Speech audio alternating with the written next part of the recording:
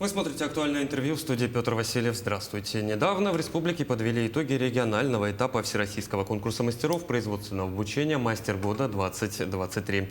Конкурс направлен на выявление талантливых педагогических работников, повышение престижа педагогического труда, пропаганды передовых идей в области профессионального образования и подготовки кадров, также изучение и распространение лучшего педагогического опыта. Гостья нашей студии сегодня победитель регионального этапа конкурса Зоя Готовцева, мастер производственного обучения, преподаватель Якутского технологического техникума сервиса имени Юрия Готовцева. Зоя Ивановна, здравствуйте. В первую очередь расскажите, как вы пришли в профессию и как стали преподавателем производственного обучения. Здравствуйте. Я хотела бы начать с того, что профессия мастера производственного обучения – это все-таки как преподаватель и обучение не только на лекциях, а также и на производстве.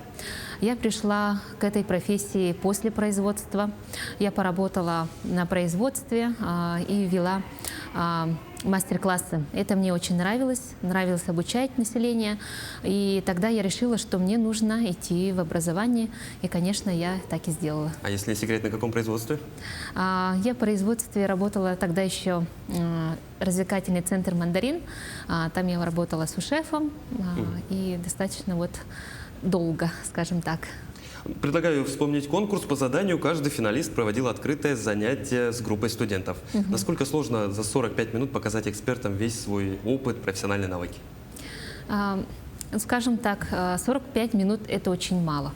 В профессиональных образовательных учреждениях занятия ведутся 2 академических часа. Это надо, представить материал, показать ребятам, чтобы ребята все поняли и в конце, конечно, оценить нашу работу именно на занятиях.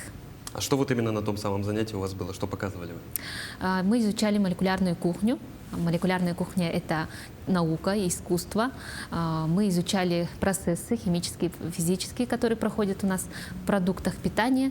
И, конечно, это и эстетично мы подали.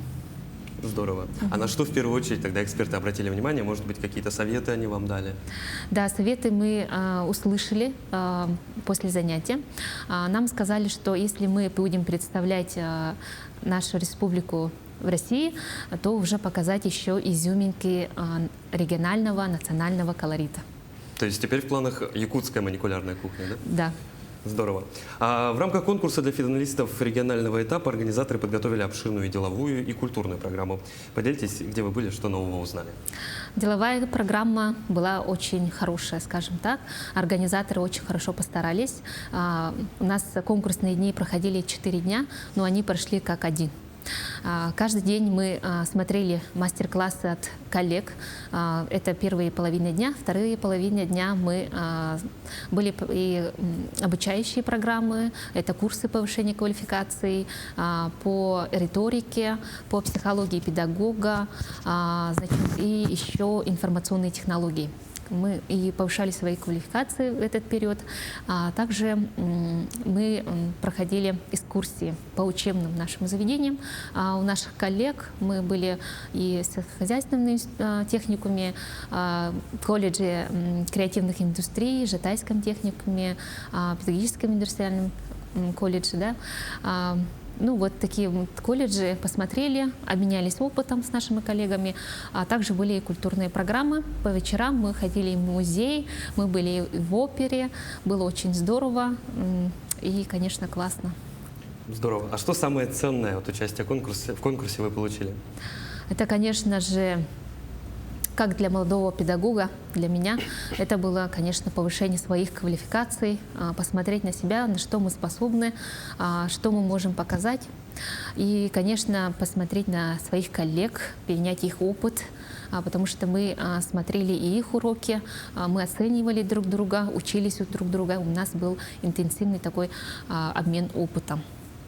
А если говорить об участниках конкурса, какой был состав? Были ли молодые участники или больше возрастные? Здесь, как ответить, и было и молодых преподавателей, и опытные преподаватели были. Поэтому было и здорово посмотреть на новые какие-то подходы обучения, а также и наставничество здесь было. Да? Мы посмотрели у более опытных преподавателей их уроки. А кого вы сами заметили, вот для себя отметили? Может, кого-то из коллег, с кем удалось пообщаться? Знаете, я бы здесь хотела, мы и выстроили контакты. Мы все познакомились, очень хорошо поработали вместе. Сейчас мы уже группу создали, мы работаем вместе, мы обмениваемся опять же опытом, да.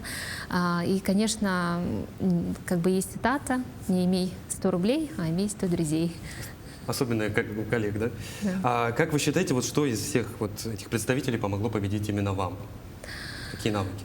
Скорее всего, это настойчивость, целеустремленность и, конечно же, чувство ответственности перед родным техникумом.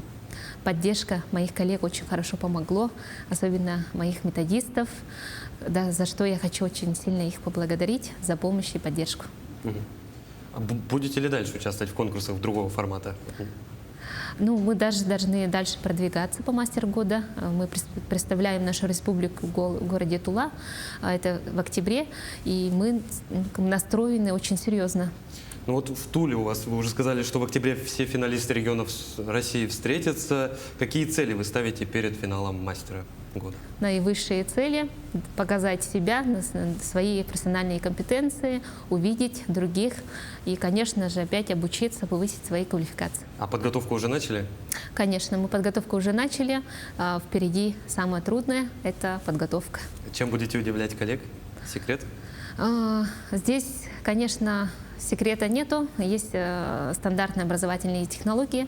Главный подход, индивидуальность и изюминка каждого преподавателя. Ну, то есть уже вот это будет не молекулярная кухня? Нет, молекулярную кухню мы будем все-таки, наверное, смотреть, но в другой, более форме. В более другой форме.